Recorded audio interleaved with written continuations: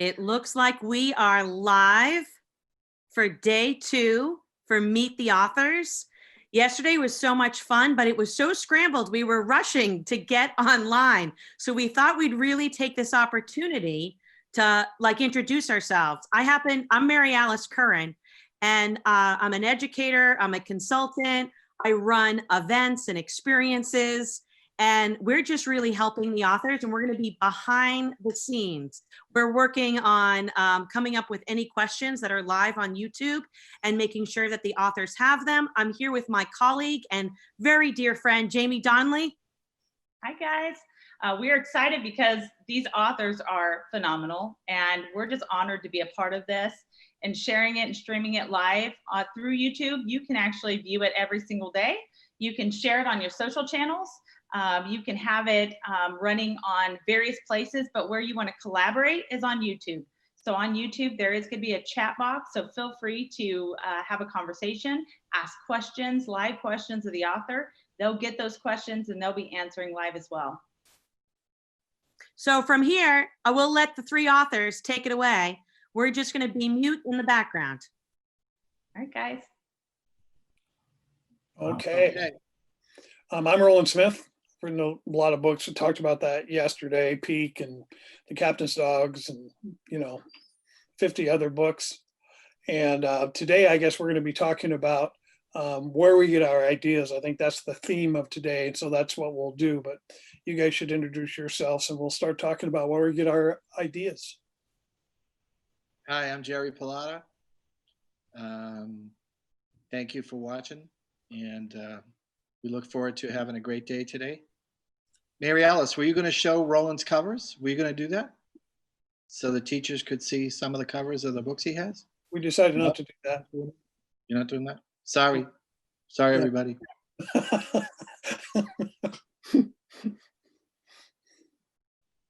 Oh, Jack. I must be up. Yeah. So I'm Jack Gantos, and I write books. I write a range of books from picture books to upper elementary to middle school to high school books. I did bring a few books that I could hold up just in case we just wanted to make sure. So let me reach down here.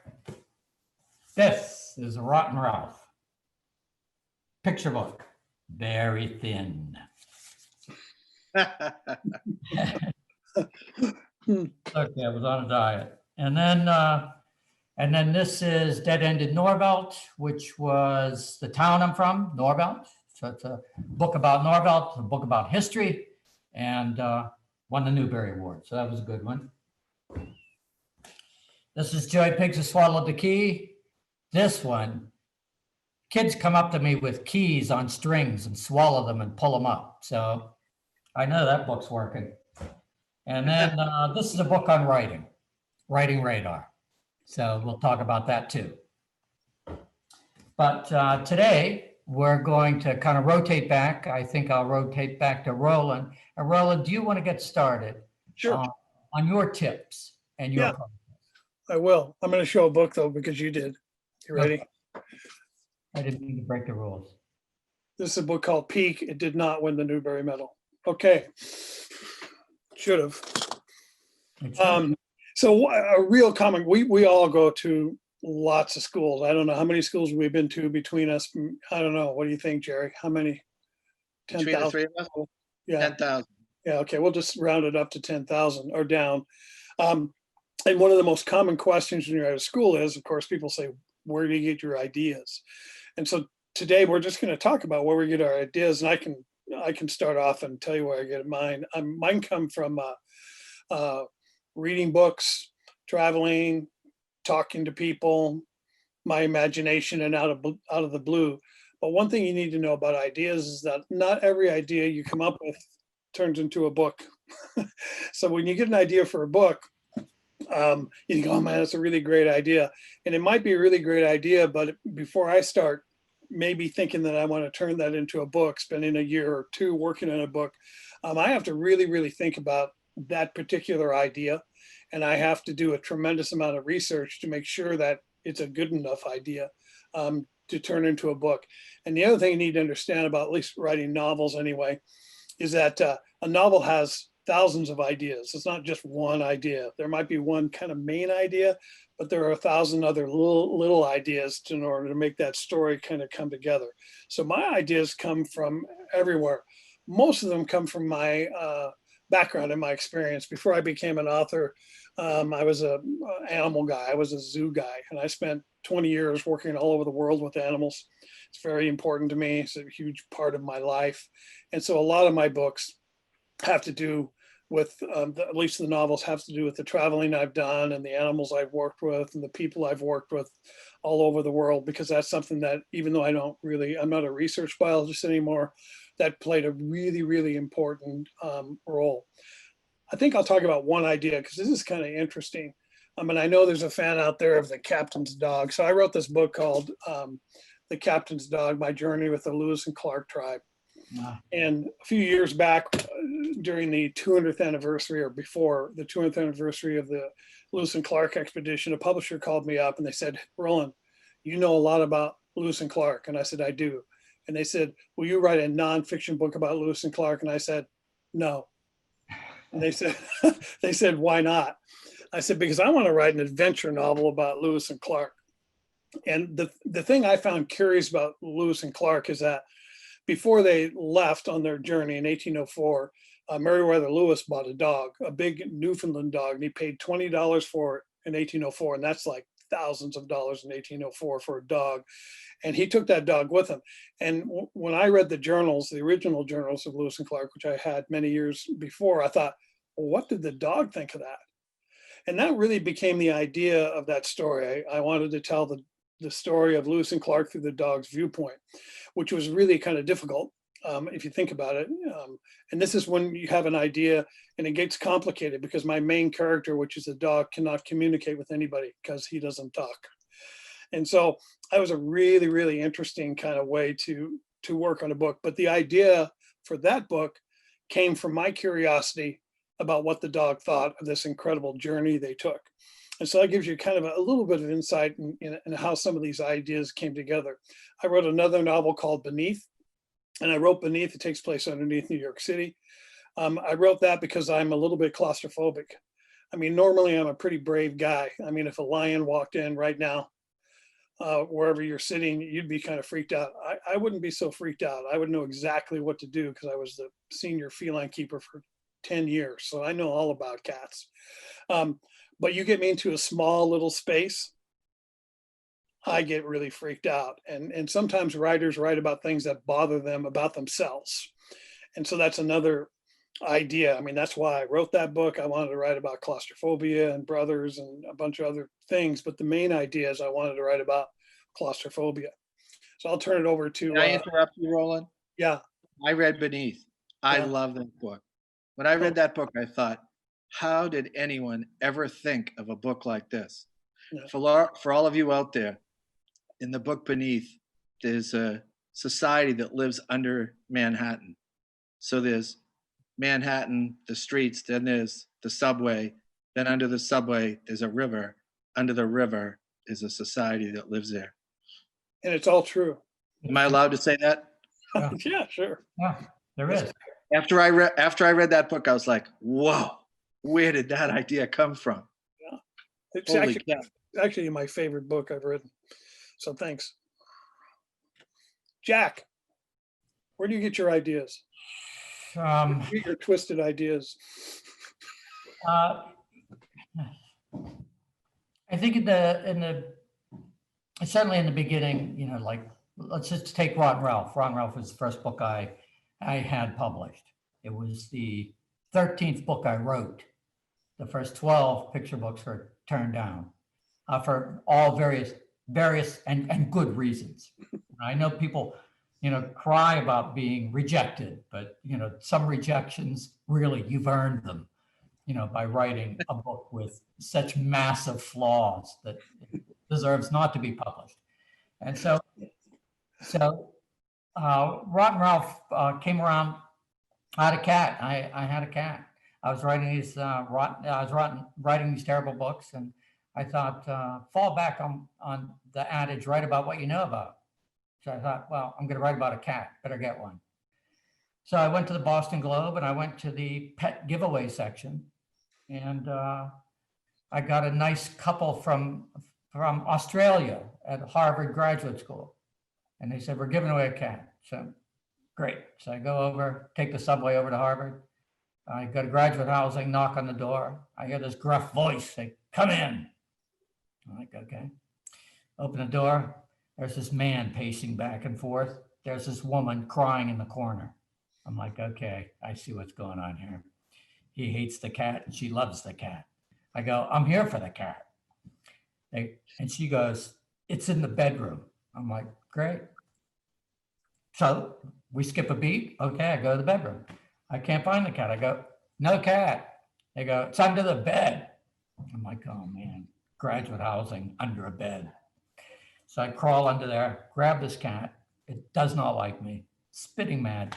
I don't have a cat carrier. I just have a bath towel. So I put the cat on the bath towel and roll him up like a Tootsie Roll. Head sticking out one end, feet out the other. And just screeching a mile a minute. I go out there to the living room. Woman's crying now. She's really wailing, crying. The guy's looking a lot happier. And so I leave. I take the subway home. Now, if you've been on the subway in Boston, it's steel wheels on steel rails. It screeches around the corner. Screech! Really high pitched sound. And that cat just starts to wiggle and then flops over. I'm going, oh my God, the cat had a coronary. So I'm bringing this limp cat home. Don't even know the name. So I go home, I put him down, I open the door, look down, nothing but a towel. The cat revived, came back, ran off. I'm putting signs up all over the neighborhood. Cat, I don't even have a name, cat. Finally, it came out from behind the dresser. About 3 days later, I guess it got hungry. So decided to put up with me. And it was just a kind of a vicious cat. And so instead of writing picture books that were like about, sweet mice and wonderful little creatures, I thought, you know what? Swing your cat, buddy. Just write about Ron Ralph, this guy. So I wrote that book, and that's the one they liked out of all of them. That's the one that broke the ice. And I've always sort of, because of that story, I've always felt very confident about having some tissue of the book being something I know about intimately. So There you go. that's where I started. I should mention this before you go, Jerry, because some of the people that are watching probably weren't here yesterday. Jerry and Jack and me are all good friends. We've known each other for years and years and years and years. I mean, we go to conferences and at night we go out and work out because we're really healthy guys. But anyway, so we've known each other for a long time. Go ahead, Jerry. Well, someone asked me, where'd you get your ideas? Where'd your inspiration come from? I don't know if you can see that. There's my kids. Oh, They're yeah. big now. But there's Neil, Jill, Eric, Sheila. So when they were little, my wife made me read to them. So I was reading to them. But I didn't just read like every other night. I read every night. She was strict, like, you're reading to the kids. So I read to my kids, And then one night I said to myself, hey, I could do this. It wasn't that I didn't like the books. It wasn't that I thought the books were bad. I just thought, hey, I could do this. I actually thought the children's books I were reading were really clever and really neat. But of course, my kids were little at the time. 2 of them were in diapers. The others were like, maybe 4 and 2 years old, something like that. And the books are like 1, 2, 3. The books are like this. A for apple, B for ball, C for cat.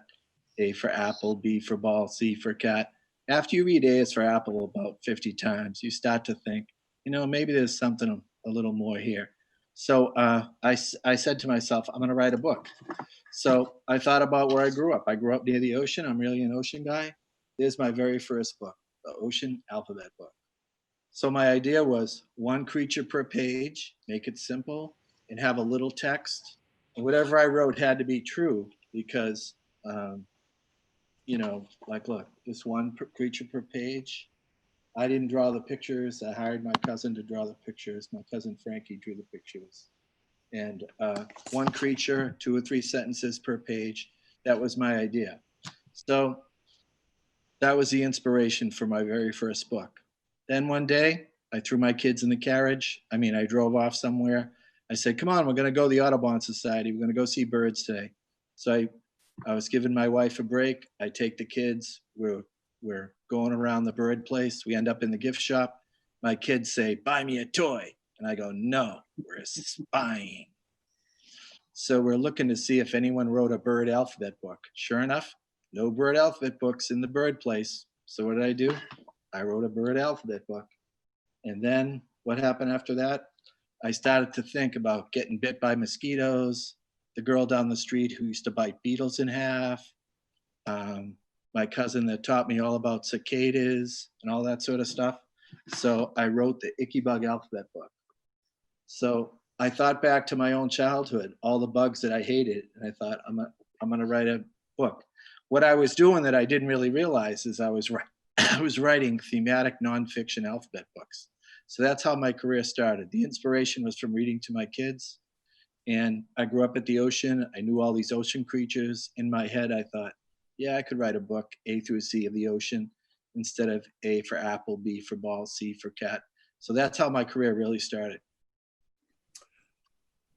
We have a question, and I'll read it. It's actually from my sister. It's a woman named Pam Munoz Ryan. You may have heard her. She wrote some books like Echo and stuff. You know, she's pretty good at it anyway. Yeah, you know, so she's my sis, and she says, you have all written picture books and novels or early chapter books. How different is their approach to a novel versus a picture book? Why don't you start that, Jack? Did you get it? Yeah. Thanks, Pam. It's nice to hear from you. You're always a favorite. Fabulous writer. Difficult question we've ever got. Yeah, I know. She Thanks tweeted for doing that to us. Yeah, just right.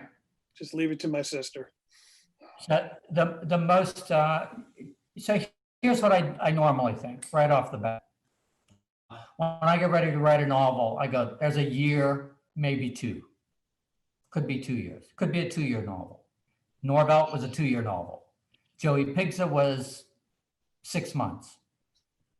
And that's with touring as well. And most of them fall somewhere between, I would say, between a year and a half. And part of it is getting the ideas, part of it's doing the drafts, part of it's doing the polish. I'd say about 100 drafts. And then you have to read it over and over again because you have so many blind spots. And you can't really get the whole novel in the beginning. As Roland aptly pointed out, you know, yes, there is one overarching theme or one big idea, but frankly, every sentence is an idea, and every sentence deserves to be as perfectly pitched as the theme or the character's voice or anything else. So you really have to chisel it, polish it, and tweak it just right, and just get it right, and then walk away from it. And I don't mind taking that time, because when I walk away from them, then I'm like, okay, I'll love that novel forever, no matter what happens to it. Because just as though I've had success with some books, I've had absolute, you know, financial failures with others. Like Love, Curse of the Rumballs, which I loved. I keep getting letters saying, how did you make up that, the eugenics movement, the American eugenics movement? I'm like, I didn't make that up. You know, so it's like I must have gone a little too far afield. They don't teach eugenics anymore. They don't teach the American Nazi Party anymore. Mm-hmm. Yeah. Jerry, what do you think? I mean, you've written some big books. You wrote the I wrote a book of short stories. And that's a bigger book. Was that different than writing Who Would Win or any of those books? Yeah, I worked on that 11 years. I kept writing short stories. I have 71st cousins. My idea was to write a story for every cousin. So every time I had a break, I'd write it. Every time I had an idea, I'd write it. I didn't realize that there were 70 stories in my head, you know? I wrote one short story, and then I thought, wow, I think I'll write another one. And I ended up writing about 70 or 80 short stories over the course of 11 or 12 years. And then I decided to put it in a book form. Yeah. It's called a great Ocean book, by the way. Cousins. I love What's that? It's a great book. I love that book. Well, that book has 30 stories in it. I have Ocean Cousins too I'm working on now, but I'm too fidgety to get it done. Yeah. Scattered. Yeah. Creative. You got to take a drive around the block and write. For me, I've written several picture books, but I actually have to admit I didn't write them. My wife wrote those books, and I helped her with the research and so forth. So she wrote those books, and I wrote, I don't know, 10 nonfiction books, which are certainly a little bit thinner. And writing nonfiction and fiction are kind of really different, sort of different ball games when you're writing a book. I mean, I think picture books are really difficult to write. I mean, a lot of people think I'm just going to write a picture book. The thinking being it's thin, therefore it's easy. The picture book writers that I know, and I know a lot of them, I think it's really, really hard because you have such a limited palette and you have so four words. And Jack was talking about how you have to make every sentence shine. It's a little bit easier, I think, to hide sentences that aren't like totally perfect, but in a novel, but in a picture book, nothing can be hidden because there's very few words that you use. So I think they're really difficult to write. Really, really difficult to write. I'm glad that Marie writes the picture books. I mean, I help her a little bit, but that's what she does. I think it's really hard because everybody does it. You're at a school and someone says, hey, you know, I didn't want to write a novel, so I wrote a picture book instead. And I think, well, that's hard. You know, I think it's really hard to do a really good picture book, I think. I think so too. When I write them, and I always worked with Nicole Rubel, really fabulous illustrator, really. She lives down the street. Yeah. So good. But she's just a wonderful person, Roland. I hope you get to spend some time with her.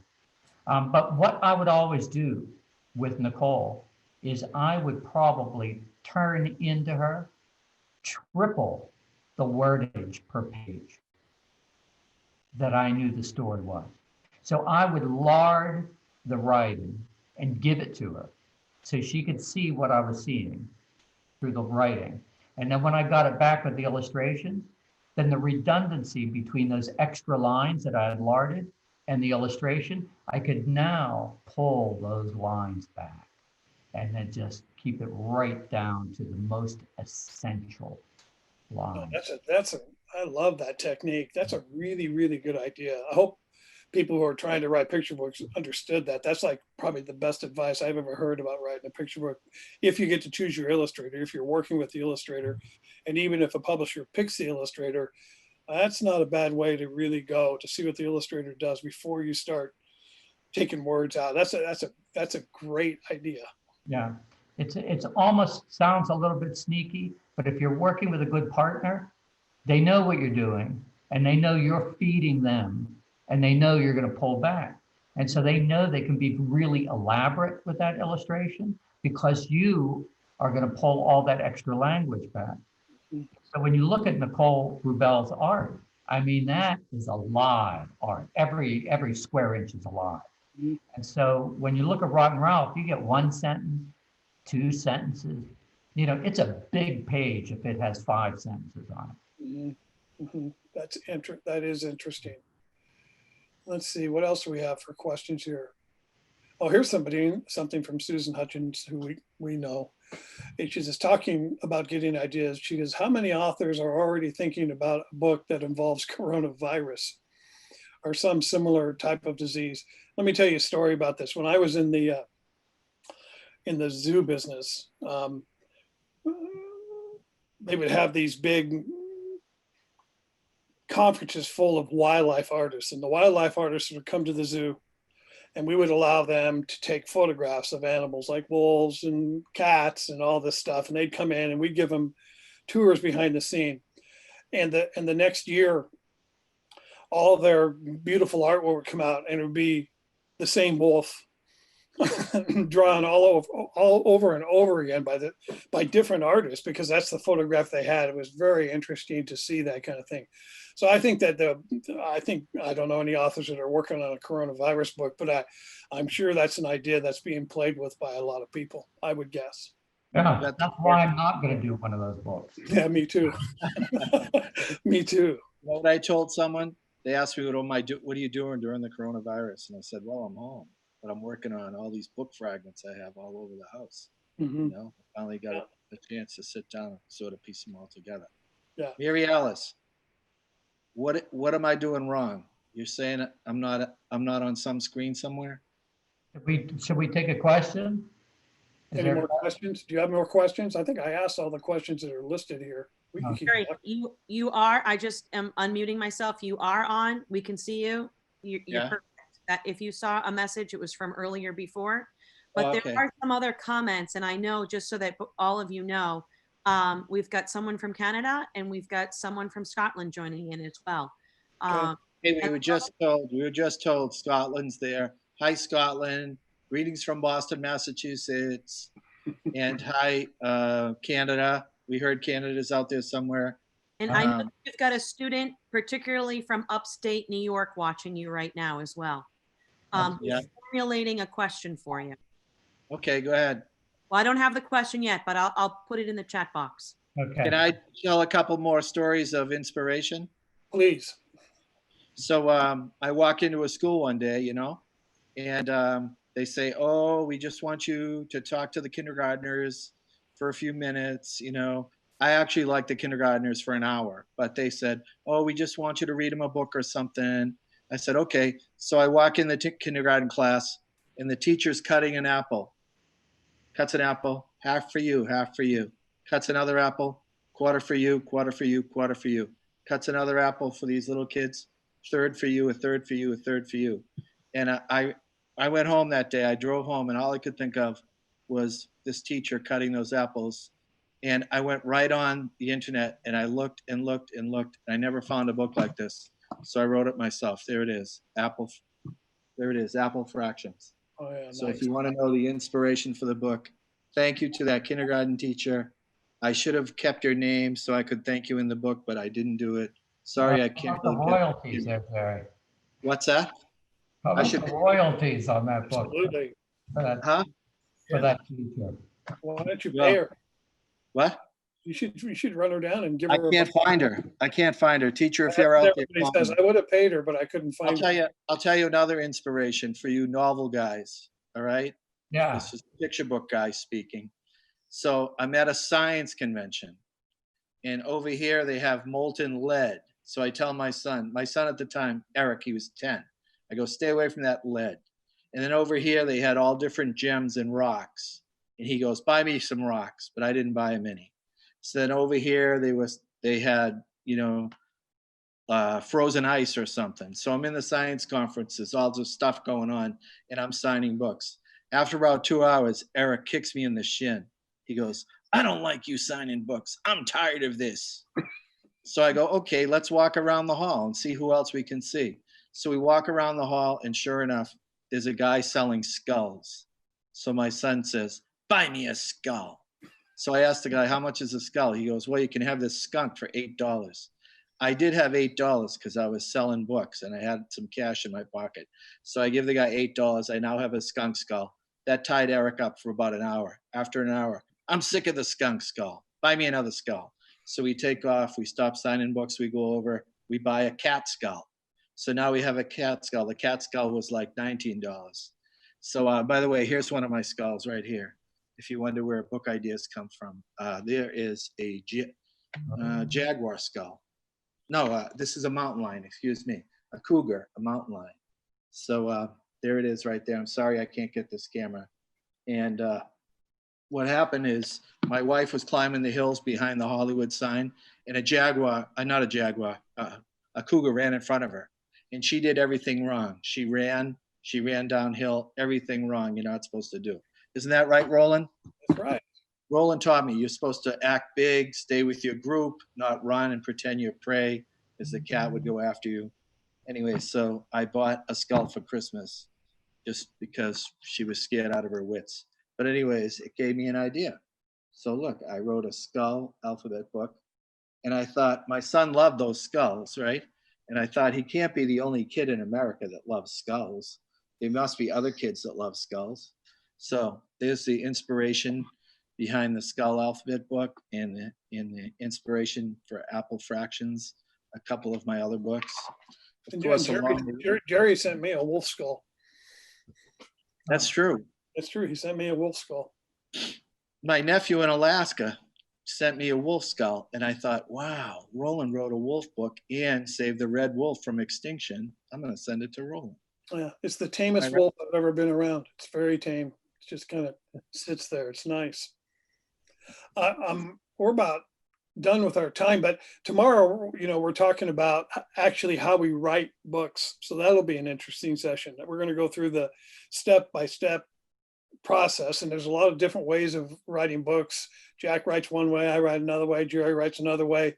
So you're going to get 3 different viewpoints on writing, how to actually write a book. And this is a good time to maybe think about that, because we're all kind of stuck inside. Great time to read books, and a good time to start writing a book too. You can all do this, that's for sure. Oh, I think so too. Yeah.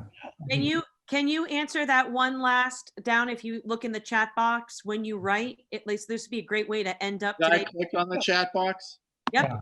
It says, Oh, I from see. Susan Hutchins, Yeah. you see, it says, when you write, do you Okay. see pictures in your head? Then are you happy with the illustrations you actually get? That's interesting. It's more for picture book people, but I think that's, for me, I'm probably the least experienced of all these friends of writing books. So I'm going to let you guys answer that question. Do you see pictures in your head? And are you happy with the illustrations that you actually get? Well, I know I'm going to jump in front of Jerry on this, because I know I'm just going to jump in for a sec. I want to say that from talking to people, talking to writers and talking to illustrators, but talking to writers, I'd say that 50% are wildly happy and 50% are kind of disappointed. Mhm. Because they saw something else. And why does that disappointment exist? Why can't we have good communication? Because right between the writer and the illustrator is the editor sticking his head right in The art director. Yeah, and the art director. And they don't always like it when the writer and the illustrator collaborate. Somehow they don't feel like they've had enough power and input in the book. But my advice to writers is press it. Press it. Know your illustrator.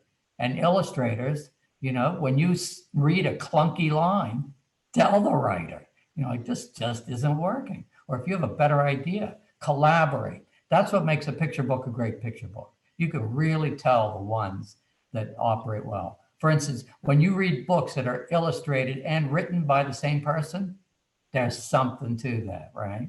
There's something silky about it. Okay, Jerry. Yeah, here you go, Jerry.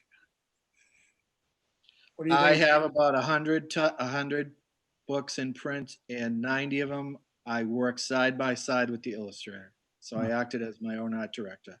I know that's very unusual, but that's what I did.